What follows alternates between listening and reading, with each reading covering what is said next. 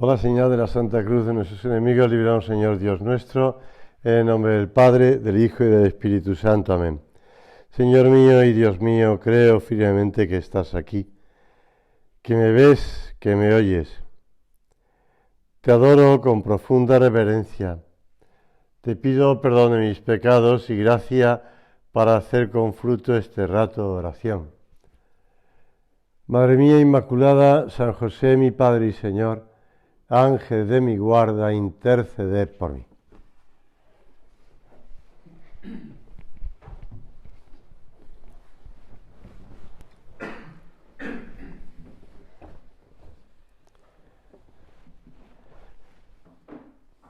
En esta ocasión es el evangelista San Mateo el que relata, y Jesús mandó a los discípulos que subieran a la barca y que se adelantaran a la otra orilla, mientras él despedía a la gente.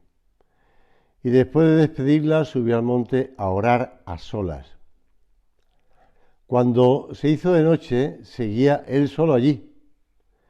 Mientras tanto, la barca ya se había alejado de tierra muchos estadios, sacudida por las olas, porque el viento le era contrario.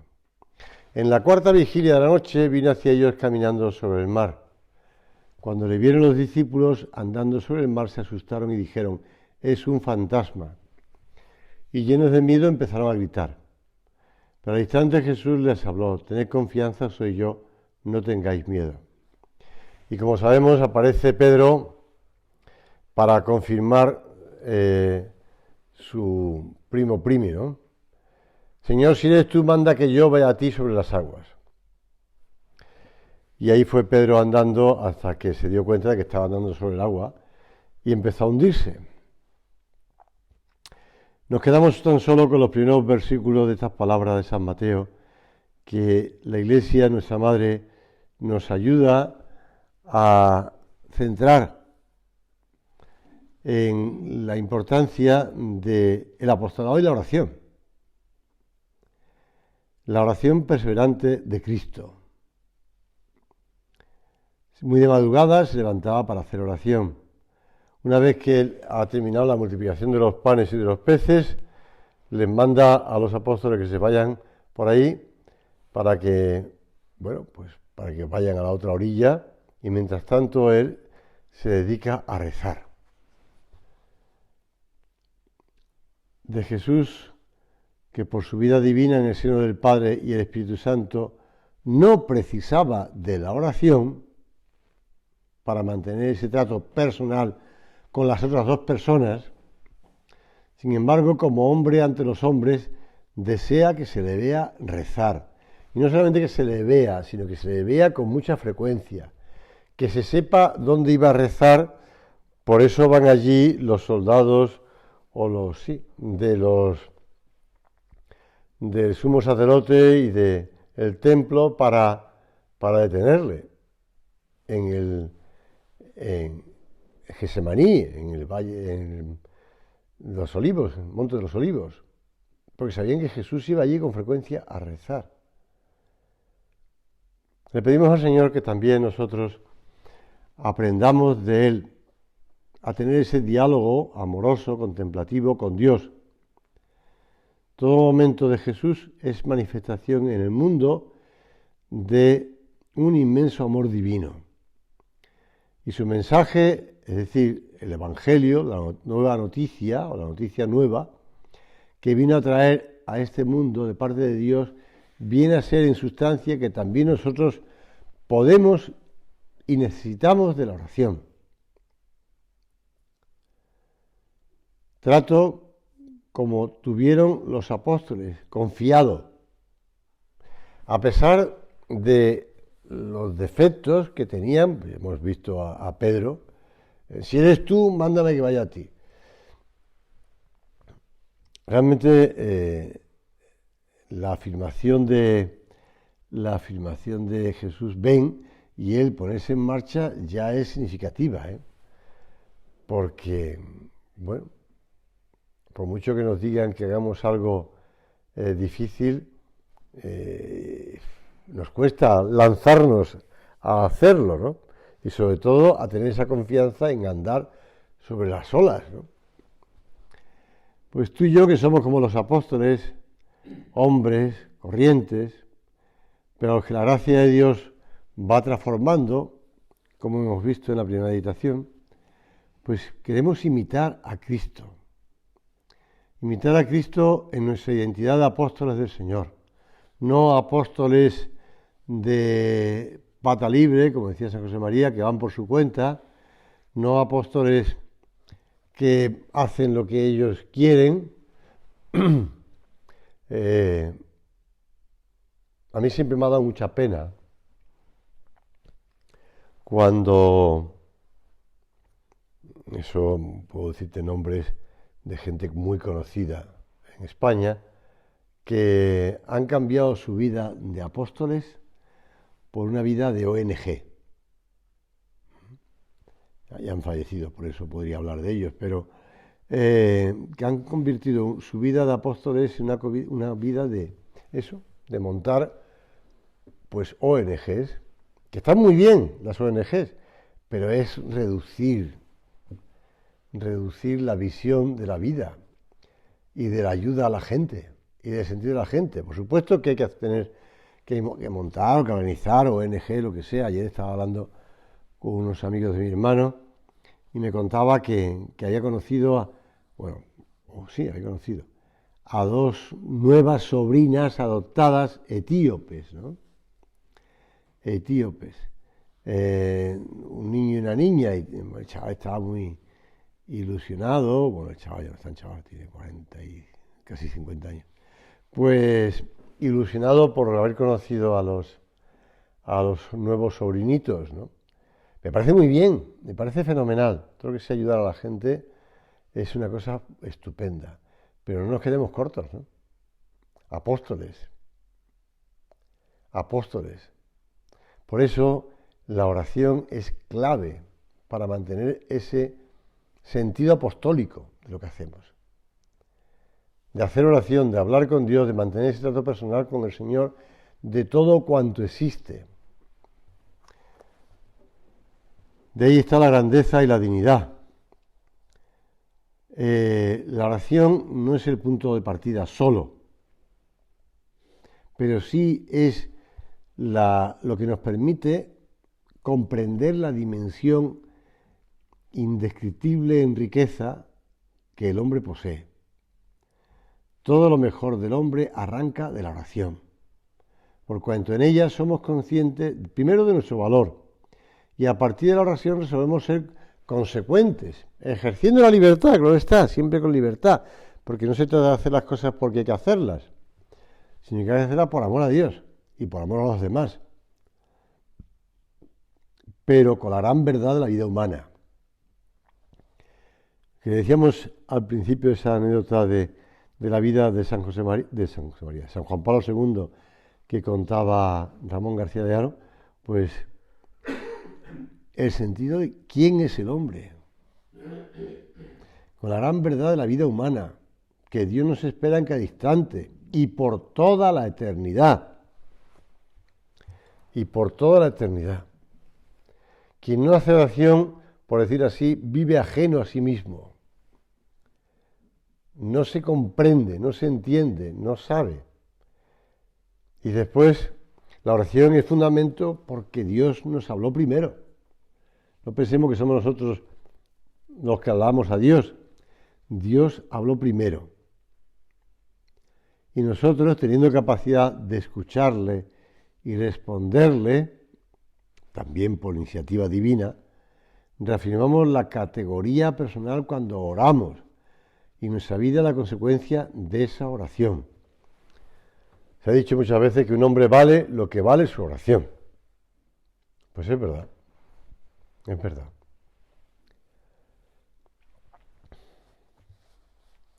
Es significativo lo que dice el evangelista San Mateo, de que cuando se hizo de noche, seguía él solo allí. Nadie le acompañaba. Eso lo pensaba unas veces cuando al ser el último, por ejemplo, que, no sé, en un retiro, en un curso de retiro, o, bueno, por circunstancias, era el último que abandonaba O también, pues, esta Navidad en la iglesia, ¿no? Como la misa era por la tarde y después, al terminar la misa, pues la gente se quedaba un poco hablando fuera, pero se cerraba la iglesia. Al despedirme del salario, pensaba en el Señor que se queda solo, como en ese pasaje del Evangelio de San Mateo, que el Señor se hace de noche y se queda solo en el sagrario. ¿Cuántas noches, Señor, pasa solo en el sagrario? Pero a la vez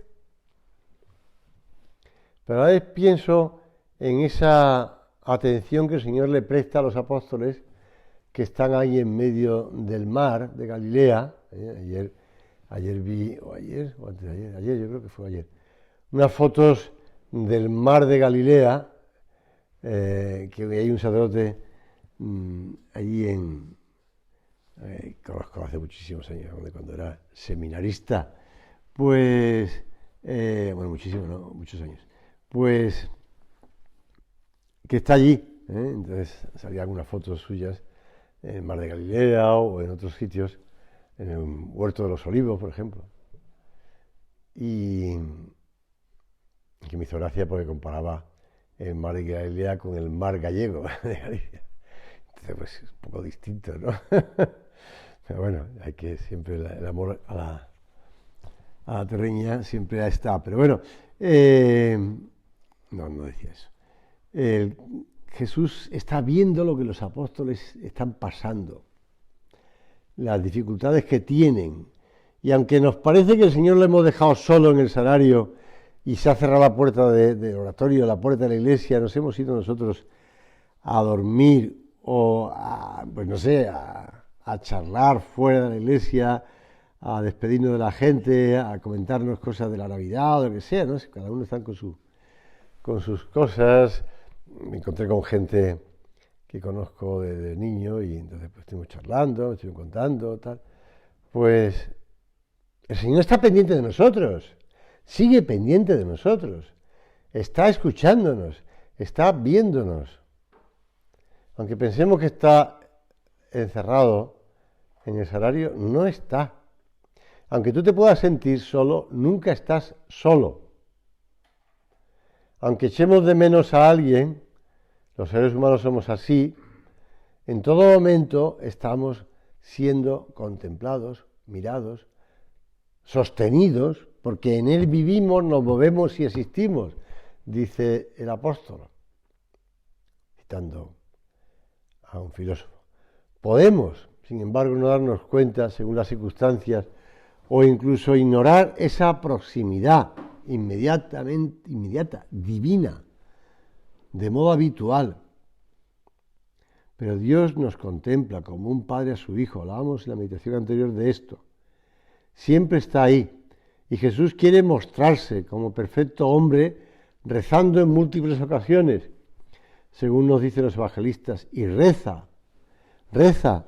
¿Y quién te dice que no está rezando en el sagrario por ti?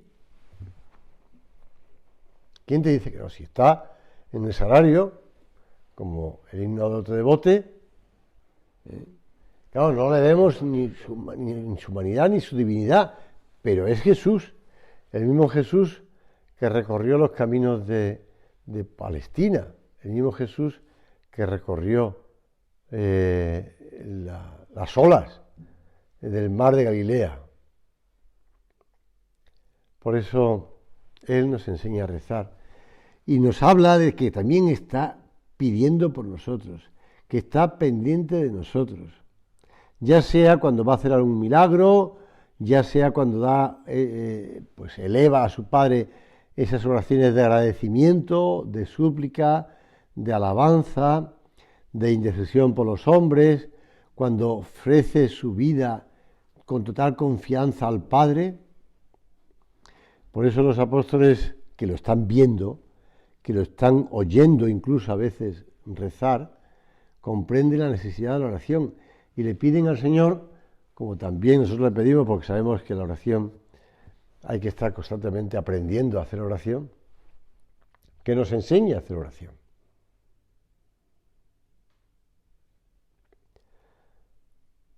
Mucho debemos meditar la oración que el Señor enseñó a sus apóstoles y la Iglesia nos propone de continuo, el Padre Nuestro,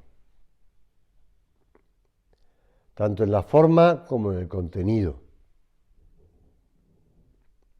Ese tono confiado, humilde, filial, es el propio de la oración. Y a lo mejor pues podemos recitar en nuestra oración mental pues el Padre Nuestro,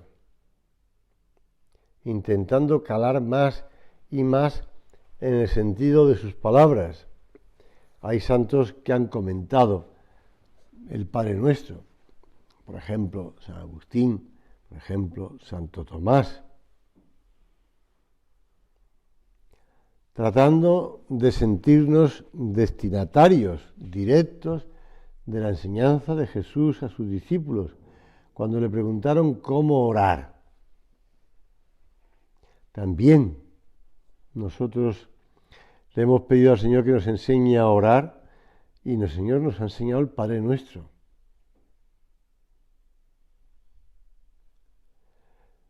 Vamos nosotros a no olvidar por qué estamos hablando de la oración. Estamos hablando de la oración porque estamos hablando de apostolado. Y estamos hablando de apostolado y por tanto hablamos de oración, que van totalmente unidas. Seguir a Cristo, decía San José María, este es el secreto. Acompañarle tan de cerca que vivamos con Él, como aquellos primeros 12, tan de cerca que con Él nos identifiquemos. No tardaremos en afirmar, cuando no hayamos puesto obstáculos a la gracia, que nos hemos revestido de nuestro Señor Jesucristo. Apóstoles que fundamentan su apostolado en la oración. Personas que rezan porque hacen apostolado, porque son apóstoles. El remedio de los remedios, subrayaba nuestro Padre, es la oración, la piedad. Si somos piadosos, sentiremos la urgencia del apostolado, esa santa impaciencia por llegar a más, por llegar a los mejores, por los que tienen más capacidad de influir en otras personas. No de contentarnos con lo fácil, sino de llegar a todos. Porque como decía San José María, de 100 almas nos interesan 100. Y la piedad nos conduce de la mano pues también al estudio. Si hablamos antes de teología, el estudio porque hemos de procurar buscar los modos y maneras de hablar del reino de Dios.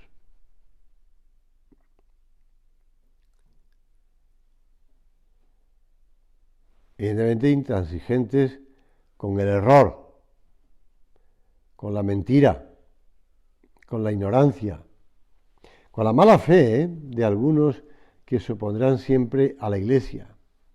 No importa que la Iglesia diga esto, porque es la Iglesia. No les basta al buen hijo de Dios con sentirse seguro en su lealtad a Dios. También ha de defender la doctrina de Cristo, la doctrina de la Iglesia. Nos surgen las almas. Cuentan que cuando era todavía un niño de unos pocos años, pues eso, 9, 10 años, Juan Bosco, después San Juan Bosco, tuvo un sueño que le impresionó para el resto de su vida, aunque pasaron muchos años antes de que pusiera por escrito esta experiencia. En el sueño, él veía a muchos chicos que se divertían en un patio grande. Entre gritos y risas, muchos blasfemaban. El pequeño Juan se metía en medio para intentar acallarlos a puñetazos.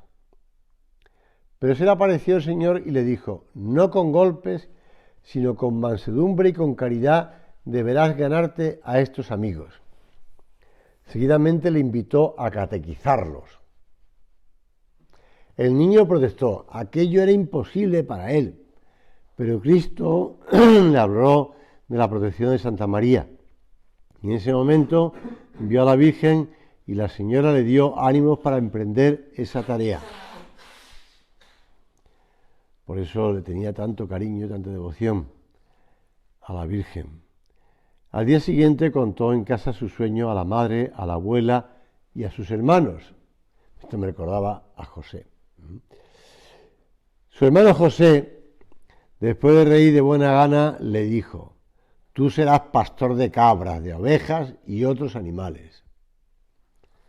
La abuela vino a decir que no había que hacer caso de los sueños. Y la madre, en cambio, exclamó: ¿quién sabe si un día serás sacerdote?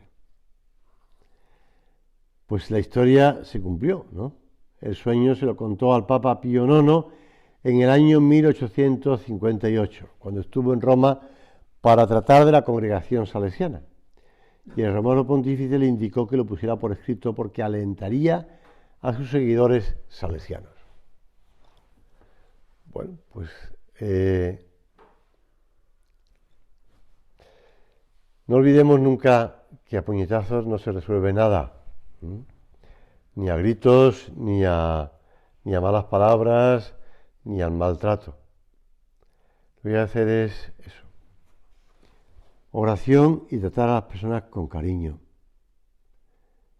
El trabajo del sembrador, pues semilla lanzada a voleo y caerá en distintos caminos, en distintas tierras, en camino, en terreno pedregoso, entre espinas o en tierra buena. Sembrar. Salió el sembrador, dice San José María: siembra a voleo, alma de apóstol. El viento de la gracia arrastrará tu semilla si el surco donde cayó no es digno. Siembra y está cierto de que la simiente arraigará y dará su fruto. Con esa conciencia clara de que si estamos con el Señor, pues nada se pierde, nada se pierde, nada. Porque el que hace que crezca, el que hace que se multiplique la semilla lanzada a voleo es Dios. Nos pide que nosotros seamos los que lo lancemos. Nos pide que nosotros nos metamos al trabajo duro de estar un día y otro y otro.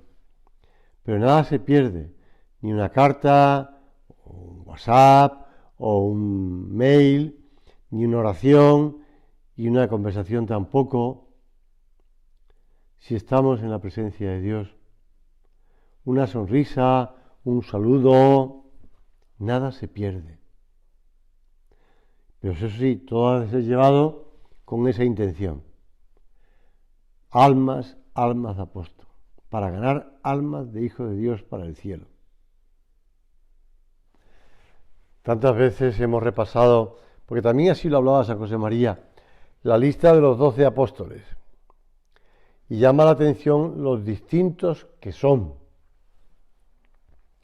con personalidades muy marcadas, por lo menos algunos. Lo mismo sucede al pensar en los santos y santas canonizados por la Iglesia.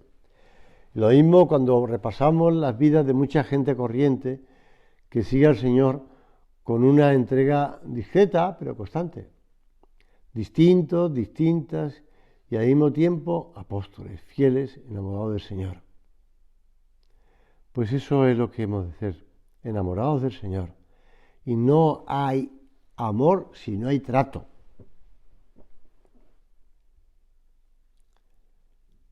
Cuando el Señor piensa en cada uno, decía San José María, en lo que desearía regalarle, piensa en él como su amigo personal.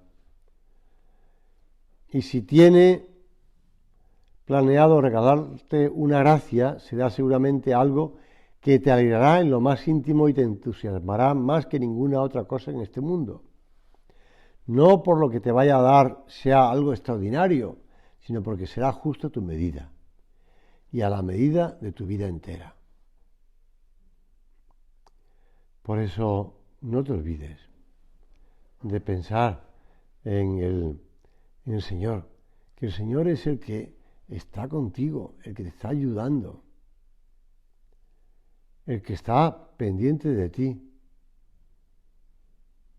Vamos nosotros a decirle al Señor en la oración: Jesús, ayúdame a ver almas detrás de cada una de las personas que trato.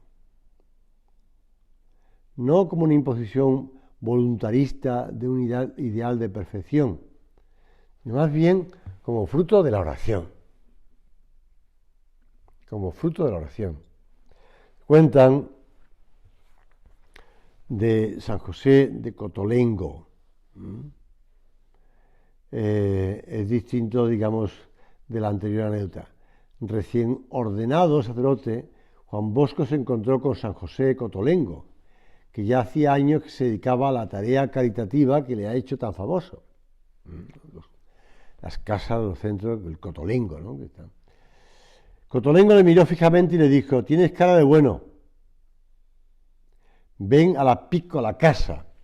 La Piccola Casa era el gran hospital que había levantado, Piccola Casa de la Divina Providencia.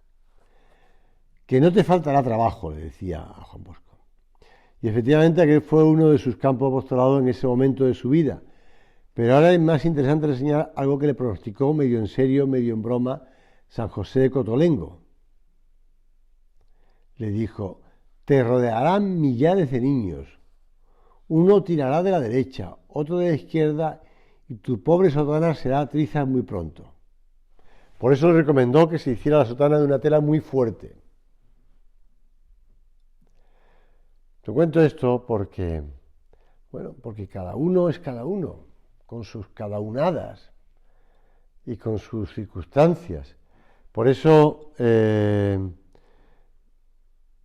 vamos a pedirle al Señor de verdad que seamos apóstoles de oración, que fundamentemos nuestra vida en la oración, que nos apoyemos en la oración, que trabajemos la oración, que no nos olvidemos de que lo importante es hablar con el Señor. Al poco de su elección como prelado, preguntaron a don Javier Echevarría si había tenido una vida propia. ¿Usted ha podido ser usted? Su respuesta conmueve. Son las palabras de alguien que mira atrás sobre la propia vida y ve lo que Dios ha hecho en ella. Dice: sí que he tenido mi propia vida. Yo nunca hubiera soñado realizar mi vida de un modo tan ambicioso, viviendo a mi aire. Yo hubiese tenido unos horizontes muchísimo más estrechos, unos vuelos más cortos. Yo, como hombre de mi tiempo, como cristiano y como sacerdote, soy una persona ambiciosamente realizada. Y tengo el corazón mundializado gracias a haber vivido con dos hombres de espíritu grandioso, cristianamente grandioso. Se refería, como sabes, a San José María y al beato Álvaro del Portillo. Nuestras vidas, si miramos para atrás, bueno, ahora que alguno cumple años, pues puede mirar para atrás, no desde muy arriba, pero sí desde arriba, ¿no? Y puede pensar eso: Señor, si tú no te hubieras cruzado en mi camino, si tú no me hubieras llamado, como pues, y complicado la vida, como a Simón Pedro, como a Mateo, como a Leví, como a Juan, apóstol y evangelista, como a Natanael, Bartolomé, como a Felipe, como... Y vas viendo la vida de los apóstoles, por dónde fueron, a dónde fueron después de que el Señor les enviara por todo el mundo. Pues hombre, muy distinto, ¿no? De ser un pescador que está trabajando ahí cogiendo los llamados ahora peces de San Pedro, ¿no? Quien es enviado por Cristo y deja que sea Él quien lleve el timón de su vida, no puede olvidar que Él espera una respuesta libre. Libre de egoísmo, de nuestra soberbia, de nuestro afán de brillar. Libre también para poner a su servicio todos nuestros talentos, nuestra iniciativa, nuestra creatividad. Por eso decía San José María que una de las más evidentes características del espíritu del Opus Dei es su amor a la libertad y a la comprensión. Recuerdo yo, estando haciendo servicio militar, entonces en Almería, estábamos en compañías más o menos mezclados los de la milicia universitaria con los de la mili normal. Y en la litera, pues debajo, en la litera dormía un chico de Madrid, que yo no lo conocía de nada, porque la mili normal trabajaba en la oficina de un banco. Y recuerdo que me decía que él no creía en nada, además era de un sindicato y de un partido político significativo, pues, pero bueno, más o menos me veía leer, más o menos me veía rezar, más o menos me preguntó, tal, Opus Dei, tal, qué es, y le dejé Conversaciones, y se lo leyó, y me dijo, pues mira, ¿sabes qué me ha sorprendido de este libro? El gran amor a la libertad que tiene este hombre. Pues sí, el gran amor a la libertad. Libertad de espíritu que no consiste en actuar conforme a los propios caprichos y en resistencia a cualquier norma, como si todo lo que no viene de nosotros fuera una imposición que nos liberara. Al contrario, libertad de amar. Vamos a terminar la oración pidiéndole a la Virgen Santísima. Ella es nuestra madre y ella nos enseña a guardar todas las cosas que oímos del Señor en nuestro corazón y a hacer oración. Le pedimos a la Virgen que nos siga ayudando a hacer oración y a fundamentar pues esa preocupación por los demás y ese deseo de acercarnos a los demás en la oración.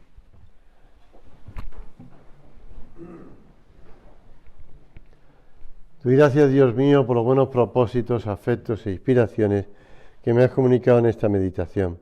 Te pido ayuda para ponerlos por obra.